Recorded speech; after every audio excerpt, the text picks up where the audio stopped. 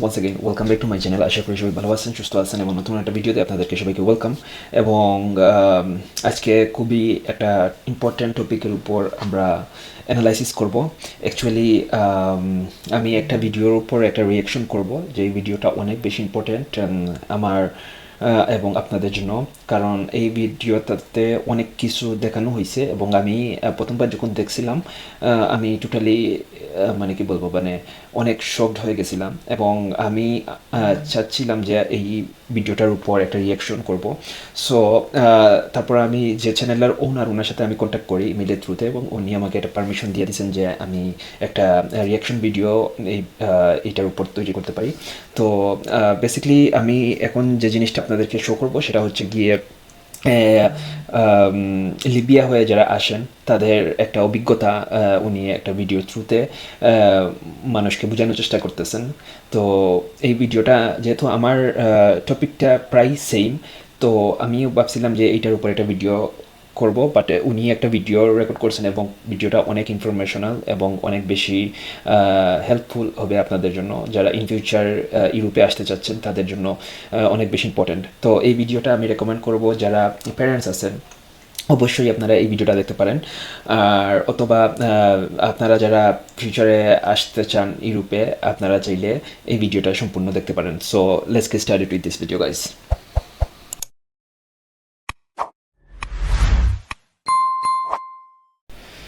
ওকে, so আপনারা দেখতেছেন যে এইখানে একটা ভিডিও আছে, আমি ইউটিউবে আপনাদেরকে স্ক্রিনে দেখানোর চেষ্টা করতেছি। তো এই গেম কোর, যেখানে স্বপ্নের দাম মৃত্যু এবং লিবিয়া হয় সেই ভয়ঙ্কর নরকের ভেতর থেকে, মানে এই হচ্ছে টাইটেল।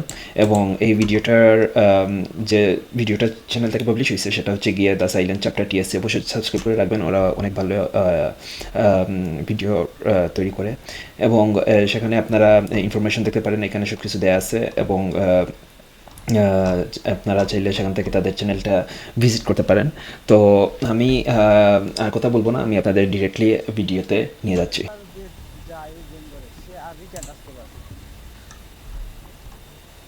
ওখানে মারতে মারতে মানুষ ডাইরেক্ট মারে ফেলায়, টাকা যারা না দিতে পারে দুই টাইপ মারে। এরকম চোখের সামনে দেখা যাচ্ছে হাত পা ভাঙ্গা লেগে আছে, কিডনি ভাঙ্গা লেগে আছে, পাড়ায় হাড্ডি ভাঙ্গা লেগে আছে। আর বাইসে যে ফেরবো, সবাই ভাবছি মারা যাবো, কেউ ভাবে নাই যে বাইসে ফেরবো আর এই বাড়ি পর্যন্ত আসতে পারবো, কেউ ভাবে নাই।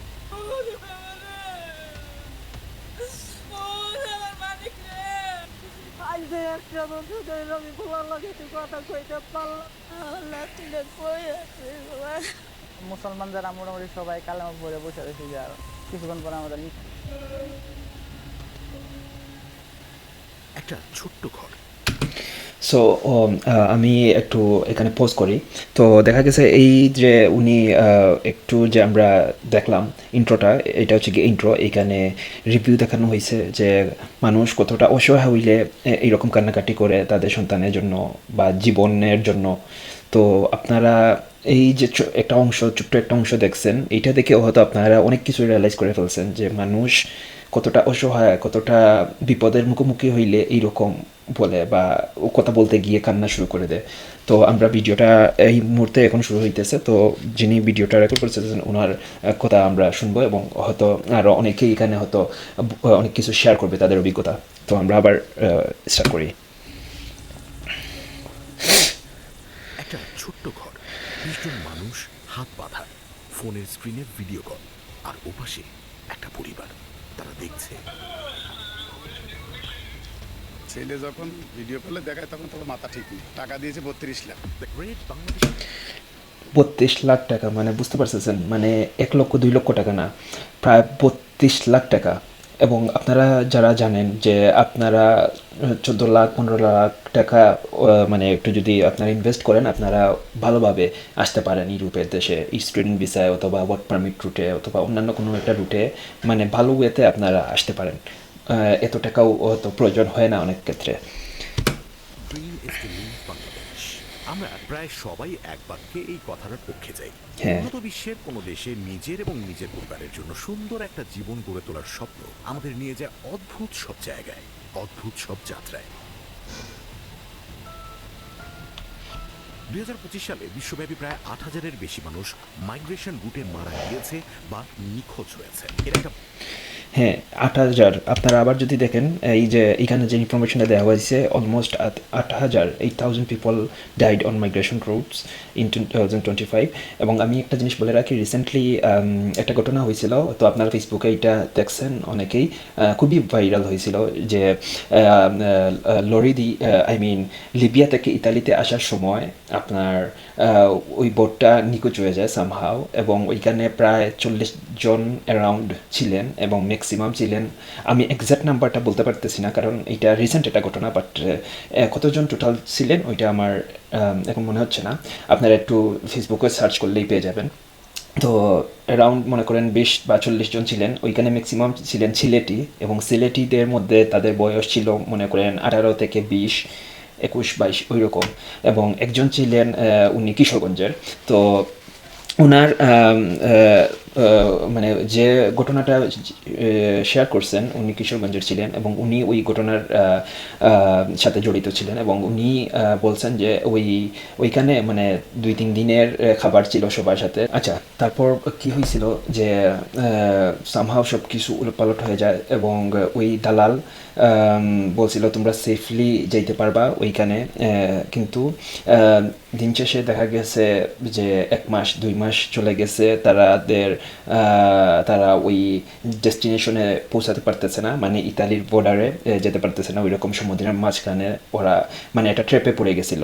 এবং আপনারা যদি দেখেন ওই ভিডিওতে হয়তো দেখানো হবে যে একটা মানে ছোট্ট একটা বোট দিয়ে ওদেরকে মানে পাঠানো হয়েছিল, এবং তাদের সাথে 2 থেকে 3 দিনের খাবার ছিল। দালাল বলছিল যে 2 থেকে 3 দিন লাগবে, তোমরা ইতালির বর্ডারে গিয়ে পৌঁছে যাবে, কিন্তু ঘটনাক্রমে ওইখানে না ইন্টারনেট ছিল, না বাংলাদেশে কারোর সাথে যোগাযোগ করা যাচ্ছিল আর কি, ওইখানে কোনো নেটওয়ার্কের কোনো ইয়ে ছিল না, যেহেতু আপনি গভীর সমুদ্রের মাঝখানে ওইখানে নেটওয়ার্ক পাওয়াটা খুবই টাফ, এবং যে খাবার ছিল আপনার সাথে ওই খাবার সব কিছু শেষ। তারপর কি হয়েছে যে ওই যারা ছিলেন ওইখানে ম্যাক্সিমাম সব সিলেটিরা এখানে মারা গেছেন, এবং একজন সারভাইভ করছিলেন তখন। তারপর উনি ঘটনাটা সবার সাথে শেয়ার করছিলেন যে ওই রকম ঘটনা ঘটছিল, এবং যারা মারা গেছিল ওই স্পটে বা ওই বোটে, তাদেরকে মানে এইরকম ডিসিশন ছিল যে ওরা মানে যখন পৌঁছে যাবে তখন তাদেরকে ওইখানে কবর দেওয়া হবে, কিন্তু দুর্ভাগ্যক্রমে ওদের লাশ পচা শুরু হয়, এবং লাশ পচতে এক সময় আর কি ওই দুর্গন্ধ ছড়াতে থাকে ওই লাশ থেকে, এবং ওইখানে কোনোভাবেই মানে থাকা যাচ্ছিল না ওই লাশের দুর্গন্ধ এর জন্য। তো যারা মারা গেছিল তাদেরকে ওই সমুদ্রেতে ফেলে দেওয়া হয়, এবং তারপর ওই যারা ছিলেন ওইখানে খুব কম সংখ্যক যারা সার্ভাইভ করতে পারছিলেন, তারা পরবর্তীতে শেয়ার করছেন যে ওই রকম যারা সিলেটি ছিলেন ওইখানে সবাই ইয়ং ছিলেন এবং সবাই মারা গেছেন। ওকে, আমরা এখন ভিডিওটা একটু কন্টিনিউ করি। বড় অংশ ঘটেছে ভূমধ্য সাগরে, পৃথিবীর অন্যতম ভয়ঙ্কর সমুদ্রপথে। সহায় সম্বল বেচে দিয়ে দালাল ধরে স্বপ্নের দেশে যাওয়ার যাত্রা শুরু করে তারা। মাঝে হয় সাগরে ডুবে মরে, নয়তো জঙ্গলে, নয়তো এয়ারপোর্টে আটকে থেকেই জীবন পার করে দেয়। আর গত কয়েক বছরে এই উন্নত বিশ্বের নতুন জীবন গড়ার স্বপ্নে বিভোর মানুষদের নতুন গন্তব্য হিসেবে উঠে এসেছে আরেকটা দেশ, ইতালি। এমনকি 2024 সালে সমুদ্রপথে বেআইনিভাবে ইতালিতে প্রবেশ করা মানুষদের মধ্যে সবার উপরে ছিল বাংলাদেশ। একই বছরে ভূমধ্যসাগর পথে প্রাণ হারানোদের মধ্যে প্রায় 12% ছিল বাংলাদেশি। কিন্তু এই যাত্রা কোনো সাধারণ ভ্রমণ নয়, এটা বেঁচে থাকার এক নির্মম লড়াই, নির্যাতন, বন্দিত্ব আর মৃত্যুর ঝুঁকির সঙ্গে প্রতিনিয়ত একটি ভয়ঙ্কর খেলা। আজ আমরা দ্য সাইলেন্ট চ্যাপ্টারের এই পর্বে দেখব সে অদৃশ্য পথের ভেতরের বাস্তবতা। পাচার চক্রের হোতা পারভেজের কাছে ইতালি যাওয়ার জন্য বন্দী আছে সিলেটের আরো 50 জন। পরিবারের অভাব ঘোচাতে লিবিয়া গিয়ে মানব পাচারকারীদের কবলে ফরিদপুরের যুবক জনি মোল্লা। লিবিয়া থেকে অবৈধভাবে সমুদ্রপথে ইউরোপ যাওয়া। সো ওই যে আপনারা এখন স্ক্রিনে যে বোট দেখছেন, ওই বোটের মতো মনে করেন আপনাকে বসানো হবে, এবং ওইখানে আপনার মতো আরও অনেক থাকবে বাংলাদেশি, এবং দেখা গেছে যে ওইটার যে ক্যাপাসিটি, ওই ক্যাপাসিটি থেকে অনেক সময় ওভারলোড হয়ে যায় মানুষের জন্য যারা এখানে থাকে আর কি। তো ওইটাকে বলে গেম। আপনি লিবিয়া থেকে আপনি যখন ইতালিতে আসবেন ওইরকম সমুদ্রপথে আপনি গেম করবেন। তো গেম করার সময় অনেক সময় আমার আশেপাশে অনেকেই অনেক এক্সপিরিয়েন্স করছেন যে দেখা গেছে একবারে যারা করে ফেলে মানে চলে আসে তাদের জন্য অনেক ঘটনা খুব কম ঘটে, কিন্তু যারা একবারে হয় না, দুইবারে ট্রাই করে, দুইবার হয় না, তিনবারে ট্রাই করে, তাদের জীবনের ঝুঁকি খুবই মানে নির্মম থাকে। দেখা গেছে যে তারা ওই রকম পর্যায়ে চলে যায় যে তাদেরকে মাফিয়ারা নিয়ে যায়, অথবা তাদেরকে অন্যান্য মাফিয়ারা গুলি করতে থাকে, বুঝতে পারছেন, মানে কিডন্যাপ করে ফেলে এবং টাকার জন্য চার্জ করতে থাকে। ওই রকম অনেকেই ফেস করছেন আমাদের এখানে যারা আছেন প্রবাসী ভাইয়েরা, যারা এরকম আসছেন, আমি তাদের কাছ থেকে আর কি শুনছি। সো এইরকম আপনার সময় গ্রিস উপকূলে অন্তত 22 জনের মৃত্যু হয়েছে, তাদের বেশিরভাগই বাংলাদেশি। লিবিয়ায় অন্তত 10টি ক্যাম্পে নির্মম নির্যাতনের পর ইতালিতে পাচার করা হয় বাংলাদেশিদের। পাচারকারীরা সাগরে ভাসানোকে বলে গেমিং।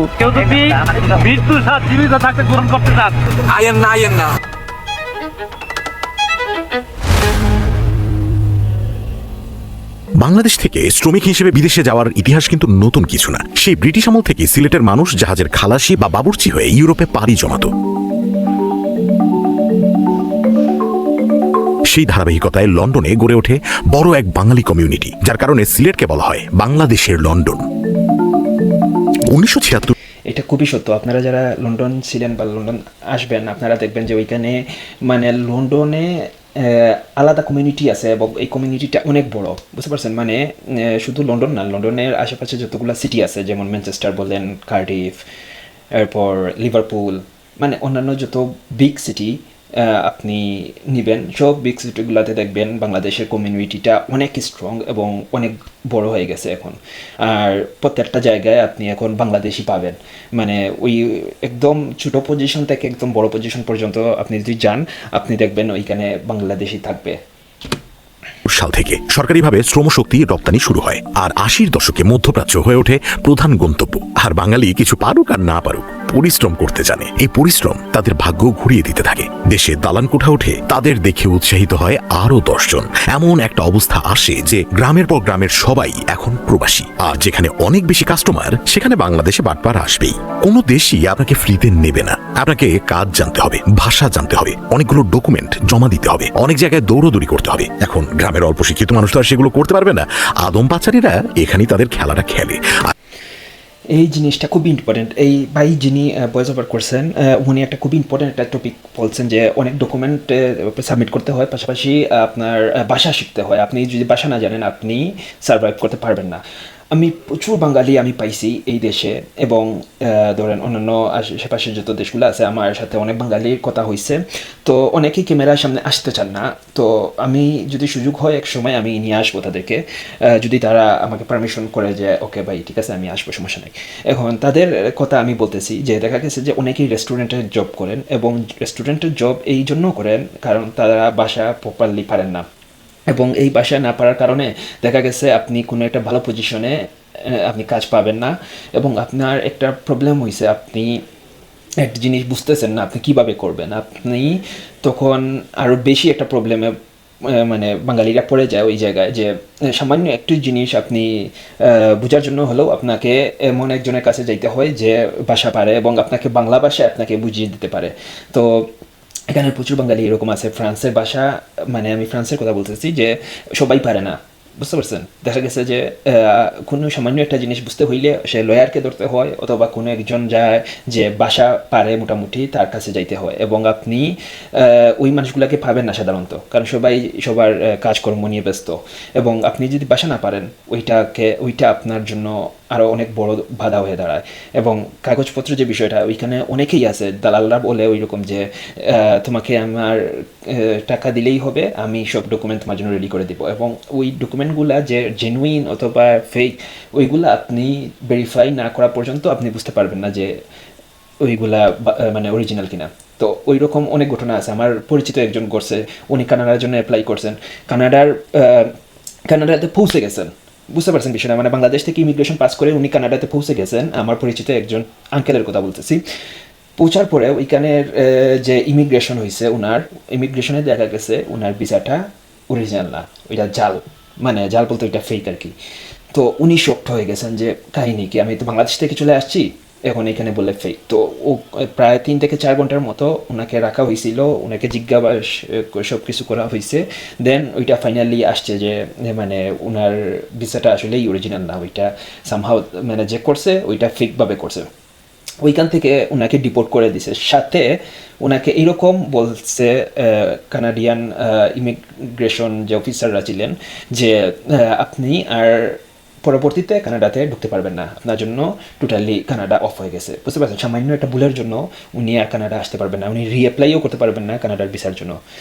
সো অবশ্যই ওই বিষয়গুলো একটু কেয়ারফুল থাকবেন, এবং অবশ্যই অ্যাপ্লাই করার সময় আপনি নিজে অথবা কোনো একজন সিনিয়র যে হচ্ছে এই বিষয়গুলা অনেক ভালোভাবে জানে বুঝে তাদের সাথে কথা বলে ওই ডকুমেন্টগুলো আপনি ভেরিফাই করে নেবেন যে ওইগুলো আসলেই জেনুইন বা অরিজিনাল কিনা। আর ইউরোপের স্বপ্নে বিভোর বাঙালি সেই ফাঁদে পাও দেয়। গুলিস্তানে মোবাইল ফোন রিপেয়ার শপ চালাতেন নুরুজ্জামান রাজু। ইউরোপের নতুন জীবন শুরু করার উদ্দেশ্যে সেই দোকান বিক্রি করে দিয়ে দালাল ধরেন 12 লক্ষ টাকা দিয়ে 2022-এর মার্চ মাসে ইতালির উদ্দেশ্যে যাত্রা শুরু হয় তার। দালাল প্রথমে নিয়ে যায় দুবাই, এরপর লিবিয়া পার হলেই স্বপ্নের ইতালি। কিন্তু লিবিয়ার বেনগাজিতে হুট করে তাদেরকে আটকে দেওয়া হয়। দুবাই থেকে আমাদের মিশন নিল, মিশরে আসছিলাম একদিন পর তারপর নিল আমাদের লিবিয়া বেঙ্গাজিতে। একটা ছোট্ট ঘরের মধ্যে সে সহ আরো প্রায় 15 থেকে 20 জনকে ঠাসাঠাসি করে রাখা হয়। আদম পাচারীরা এই ঘরের নাম দিয়েছিল গেম ঘর। তো কি হয় সেই গেম ঘরে, কেনই বা একে গেম ঘর নামে রাখা হয়? কয়েকদিন পরে দেশে পাঠাইবো বলে আবার জেলখানায় নিছে, জেলখানায় নেওয়ার পরে আবার টাকা লাগবে 2 লাখ করে। ওরা আমরা তো উপরে ওরা গুতাগুতি করতে আছে, মানে বাইরে নিয়ে চালায়, বাইরে নিয়ে কোনো সিস্টেম নাই। ওরা মানে মারা যাইতেছে, আমরা জানতেছি মারা যেতেছে, কিন্তু আমরা বাইক করার কোনো সিস্টেম নাই। বাংলাদেশ থেকে ইতালি যাওয়াটা একটা গেমের মতো। আপনাকে পাঠানো হবে সমুদ্রপথে নৌকায় করে। নৌকাও আসলে বলাটা উচিত না, আপনাকে আসলে সমুদ্রে ভাসিয়ে দেওয়া হবে। আর এই ভেসে যেতে যেতে আপনি যদি ইতালি গিয়ে পৌঁছাতে পারেন তাহলে গেমটা জিতে গেলেন, আর যদি না পারেন তাহলে হেরে গেলেন। আর এটাই হচ্ছে গেম, এবং এই লিবিয়া হচ্ছে সেই গেমের ফাইনাল স্টেজ। দালালকে যেই টাকা আপনি দিয়েছেন সেটা হচ্ছে এই স্টেজগুলো পার করার জন্য। সাম্প্রতিক সময়ে জানা গিয়েছে যে এই ইতালি যাওয়ার জন্য দালালরা জনপ্রতি 9.5 লাখ টাকা করে নেয়। কিন্তু যেই মুহূর্তে আপনি লিবিয়া পৌঁছাবেন তখনই শুরু হবে ফাইনাল খেলা। আপনাকে টর্চার করা হবে, ভিডিও করে আপনার স্বজনদেরকে পাঠানো হবে। আপনাকে ইতালি যেতে হলে আরও দিতে হবে 10 থেকে 12 লক্ষ টাকা। এটা নিয়ে আমাদের গল্প রাজুর সাথে। তার বাবা আমিনুল ইসলাম জানান, প্রতি 2 থেকে 3 দিন পর পর তার কাছে কল আসে। সেখানে দেখায় কিভাবে রাজুকে অত্যাচার করা হচ্ছে। পাচারকারীরা 10 লক্ষ টাকা না পেলে রাজুকে ছাড়বে না। তিনি কোনো মতে 5.5 লাখ টাকা ম্যানেজ করেন। পাচারীরা জানায় সেই টাকা পেলেও তারা তার ছেলেকে ইতালিতে নিয়ে যাবে। বিকাশের মাধ্যমে টাকা পাঠানোর পর থেকে পাচারীরা যোগাযোগ সম্পূর্ণরূপে বন্ধ করে দেয়।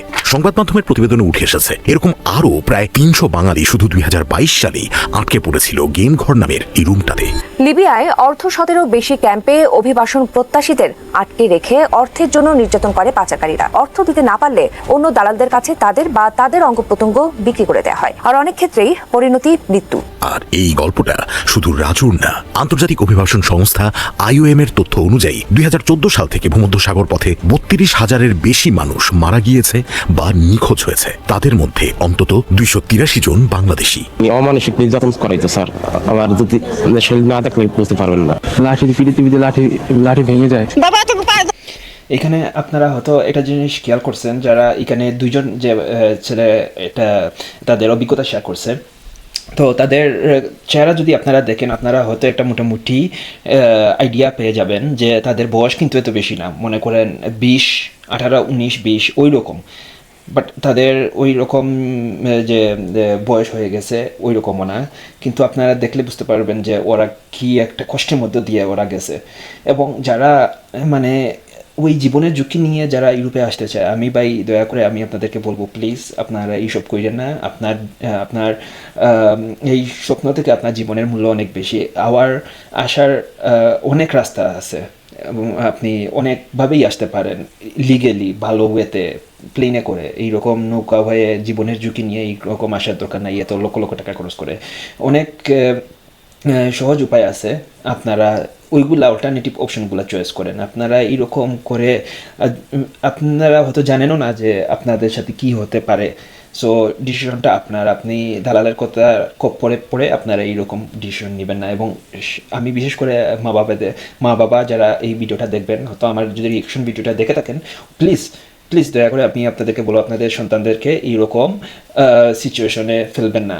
তাদের ভবিষ্যতে কোনো পড়ে আছে, হয়তো দালাল বলবে যে আমি পাঠিয়ে দিব 100% গ্যারান্টি, কিন্তু ওর সাথে যা ঘটবে আপনি বাংলাদেশ থেকে দোয়া ছাড়া আপনি কিছু করতে পারবেন না। সো এইরকম একটা মানুষকে বিপদে ফেলে দিতে পারেন না। আপনি একজন মা বাবা হয়ে এইরকম করতে তো অবশ্যই পারবেন না। So be careful. টাকা দিব গুছাইয়া।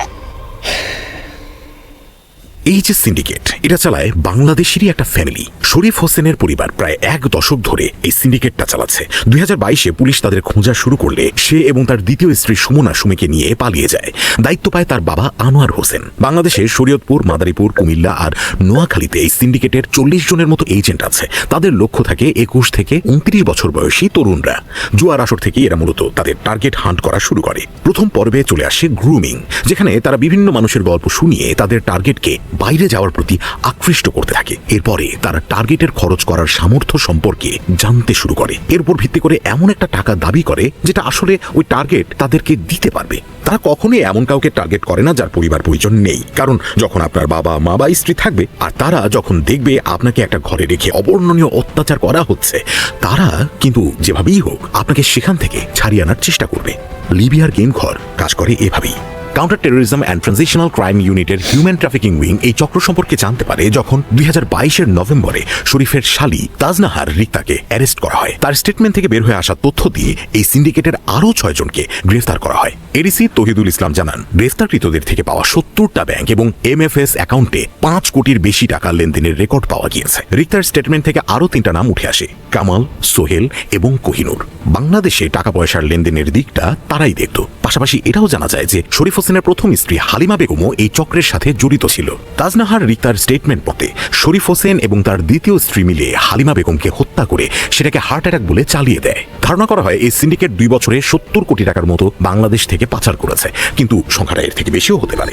3.5 লাখ টাকায় যাওয়া যাচ্ছে লিবিয়ায়, আর কমপক্ষে 7 লাখ টাকায় সাগর পথে পাঠানো হয় ইতালিতে। আশ্চর্যজনক তথ্য হলো, লিবিয়া হয়ে ইউরোপে মানব পাচারের সাথে সরাসরি জড়িত কিছু বাংলাদেশি। যে 10 জায়গায় পাচার করা হয় মানুষদের রাখা হয়, সেই ক্যাম্পগুলোর মালিকও বাঙালিরাই।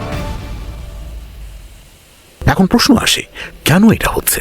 এখানে ইউরোপিয়ান পলিসি একটা ফ্যাক্টর। ইতালি তাদের পলিসি মোতাবেক কাউকেই আসলে ডিপোর্টেড করে না। ডিপোর্টেশন জিনিসটা তারা অমানবিক হিসেবে দেখে। তাহলে সেক্ষেত্রে আপনি ইললিগালি ইতালিতে গেলে কি হবে?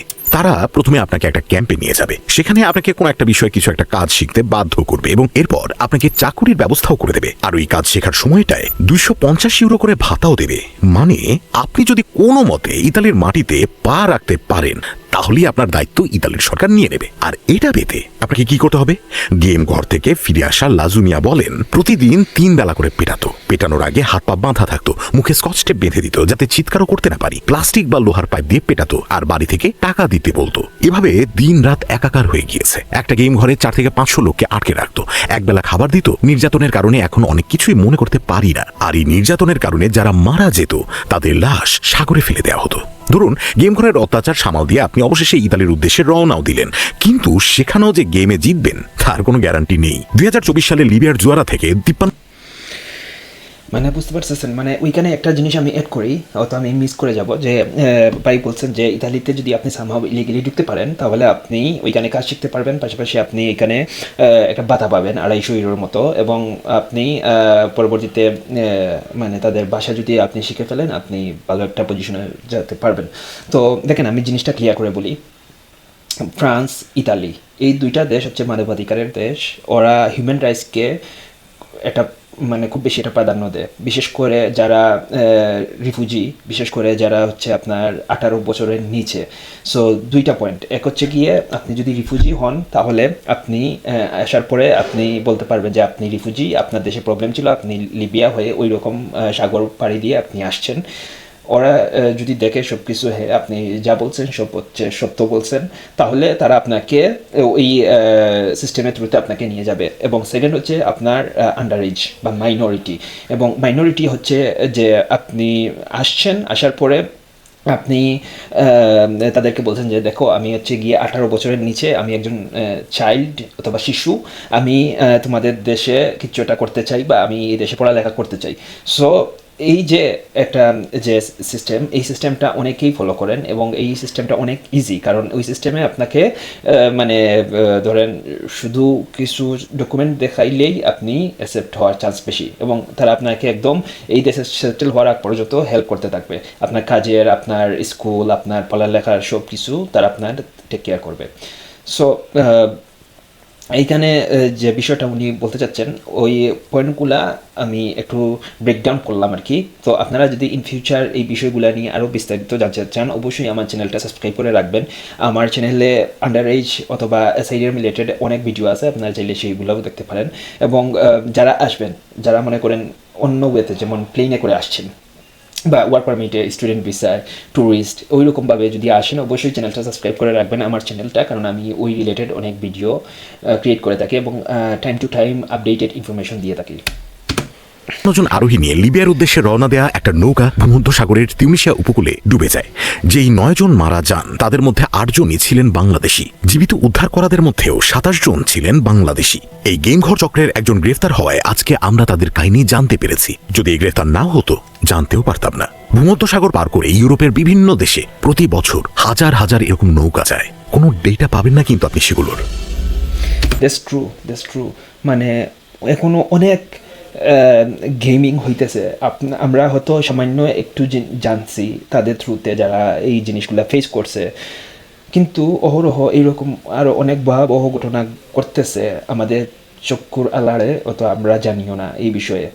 হয়তো আমরা এইরকমও জানি না যে আপনি আসার পরে ওই লিবিয়াতে, তারপর আপনি আবার ইতালিতে যাওয়ার জন্য প্ল্যান করতেছেন, ওই মুহূর্তে আপনার সাথে কিছু একটা ঘটে গেছে, ওইটা আপনি কাউকে বলতে পারতেছেন না, আবার কেউ আপনি না বলার কারণে হয়তো কেউ জানতেছে না। সো অনেক কিছুই ঘটে যায়, হয়তো আমরা জানি না। আবার এই যে ভাইগুলা যারা ফিরে আসছে তাদের কথা থেকে হয়তো আপনারা অনেক কিছুই রিয়েলাইজ করতে পারতেছেন যে শুধু এই রকম না, আরও অনেক ভয়াবহ ঘটনা ঘটে। সো দালালরা তো আপনার টাকার জন্য তো একটা চার্জ করবেই, পাশাপাশি ওরা আপনার যদি আপনি টাকা দিতে ব্যর্থ হয়ে যান আপনাকে মেরে ফেলতে তারা দুইবার চিন্তা করবে না। ভাই আল্লাহর কাছে দোয়া করি যেন বাংলাদেশের কোনো মানুষ আর লিবিয়ার বুকে না যায়। জীবনে বাস্তবতা এটা।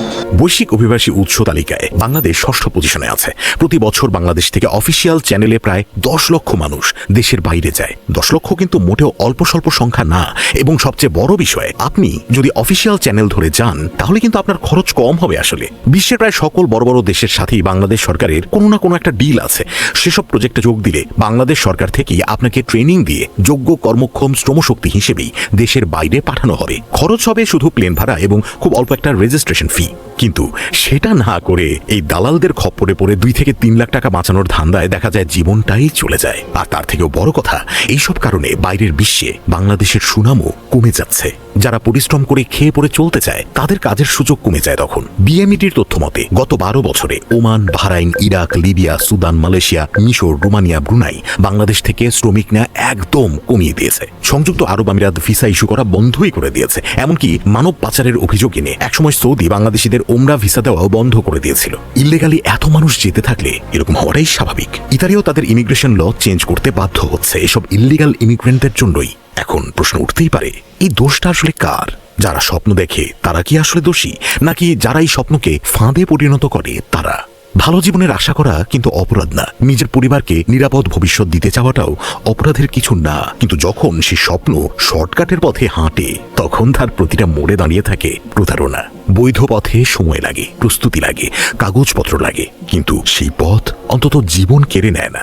অবৈধ পথে একবার পা দিলেই আপনি আর যাত্রী নন, হয়ে যান পণ্য, দর কষাকষির বস্তু। ভিডিওর ভেতর বন্দী এক অসহায় মানুষ। দোষ তাদেরই সবচেয়ে বেশি যারা মানুষের স্বপ্নকে ব্যবসা বানায়, যারা নির্যাতনকে আয় হিসেবে দেখে। কিন্তু সিদ্ধান্তের মুহূর্তটা আমাদেরই। 2026 সালের প্রথম 2 মাসেই ভূমধ্যসাগরে 600-র বেশি মানুষ মারা গিয়েছে বা নিখোঁজ হয়েছে। এই সংখ্যাটা কিন্তু শুধু একটা সংখ্যা না, প্রতিটা সংখ্যার পেছনে আছে একটা পরিবার, একটা অসমাপ্ত জীবন। স্বপ্ন দেখা দোষ না, কিন্তু যখন স্বপ্নের দাম হয় 12 লাখ টাকা আর শেষে শুধু থাকে একটা লাশ, তখন প্রশ্নটা স্বপ্নের না, বাস্তবতার। And don't forget, behind every silence, there is a story. ভিডিওটা আমরা রিয়াকশন শেষ করে ফেলছি। আমি হয়তো পজ করে করে অনেক কিছু শেয়ার করছি। আসলে দেখেন ওইখানে কি হয়, মানে ওই ভিডিওগুলোর সাথে মানে আমার অনেক ইনফরমেশন হয়তো মানে চলে আসে যে আচ্ছা ওই রকম তো একটা ঘটনা করছিল, ওইটা আপনাদের সাথে শেয়ার করি। ওইটা কিন্তু ইনস্ট্যান্টলি যখন এখন আমি আপনাদের সাথে বলবো তখন হয়তো এটা আসে না মানে কুইকলি, কিন্তু ওই ভিডিওটা দেখার সাথে সাথেই মানে ওই এক ভাইয়ের সাথে ওই রকম করছিল বা ওই আঙ্কেলের সাথে ওই রকম করছিল, সো ওই ঘটনাটা মানে কানেক্ট করা যায়। সো আমি ভিডিও পোস্ট করে আপনাদেরকে বলার চেষ্টা করছিলাম যে আসলে মানে কি হতে পারে পরিণতি। তো এই ভিডিওটা এই পর্যন্ত শেষ এবং আমারও রিয়াকশন শেষ হয়ে গেছে এবং আমি আপনাদেরকে মানে কিছু অ্যাডভাইস করার চেষ্টা করব। তো দেখেন আমি ইউরোপে আছি, আলহামদুলিল্লাহ আল্লাহ অনেক ভালো রাখছে এবং আপনি আমার ভিডিও যদি আগে দেখেন তাহলে আপনি বুঝতে পারবেন যে আমি এই রিলেটেড অনেক বিষয়ের উপর রিয়ালিস্টিক ভিডিওগুলো তৈরি করি। এইখানে আসার পর এখন দেখেন আপনি আসার পরে মনে হয় যে না এখন তো লাইফে তো একটা সাকসেসফুল হয়ে গেছি, যেভাবেই হোক আমি তো আসছি, লাইফে কিছু একটা তো হবে ইনশাল্লাহ। কিন্তু ওই হবে বলতে গিয়ে অনেকেই আমরা বাঙালিরা ভুল ডিসিশনে পড়ে যাই। দেখা গেছে আমাদের বাংলাদেশিরা 10 জন যে কাজ করতেছে মানে যে ডিসিশনটা নিতেছে আমিও সেম ডিসিশনটা নিয়ে নেই। ফলশ্রুতিতে কি হয় মানে আমার সিচুয়েশনটা আরও খারাপ হয়ে যায়, আরও ভয়াবহ হয়ে যায়। মানে আপনি তো একটা প্রেজ আপনি পাড়ি দিয়ে আসছেন এবং আসার পরে এখন এই দেশে আসার পরে ইউরোপে আপনি ইতালি হোক যে কোনো দেশে আসার পরে ওইখানে আপনার নিউ চ্যাপ্টার শুরু হয় এবং আপনি যদি শুরু থেকে যদি রাইট ডিসিশন না নিতে পারেন আপনি ভবিষ্যতে আরও প্রবলেমে পড়ে যাবেন। আমি এইরকমও দেখছি মানে বাংলাদেশি আমি ফ্রান্সে যে উনি আসছেন সামহাও আমাদের থেকে অনেক বড়, তো আসার পরে উনার মানে পেপার হয় নাই। সো পেপার না হওয়ার কারণে উনি বছরের বছর কাজ করছেন, ভাষা মোটামুটি শিখে ফেলছেন, কিন্তু উনি দেশে যেতে পারেন নাই এবং দেশে না যাওয়ার কারণে বা যেতে পারতেছেন না, দ্যাটস ওয়াই উনি বিয়ে শাদি করতে পারতেছেন না। ওনার যে একটা ফিউচার আছে যে উনি একটা বিয়ে করবেন বা দেশে গিয়ে মা বাবার কে দেখবেন, ওই সিচুয়েশনটা নাই, কারণ উনি যে টাকা খরচ করে আসছেন এবং যেভাবে আসছেন সো আসার পরে উনি আর মানে বাংলাদেশে ব্যাক করতে পারতেছেন না। So B wise, B clever, B educated, be safe. এবং আমি এই বলে ভিডিওটা এখানে শেষ করব। যদি ফার্দার কোনো কিছু জানার প্রয়োজন হয় অবশ্যই আমার চ্যানেলটা সাবস্ক্রাইব করে রাখবেন। অবশ্যই আমার ফেসবুকের লিঙ্ক সব কিছুর লিঙ্ক দেওয়া থাকবে, আপনারা আমাকে মেসেজ দিতে পারেন, আমি অবশ্যই আমার জায়গা থেকে হেল্প করার ট্রাই করব। সবাই ভালো থাকবেন, সুস্থ থাকবেন, দেখবো নতুন ভিডিওতে। আল্লাহ হাফিজ।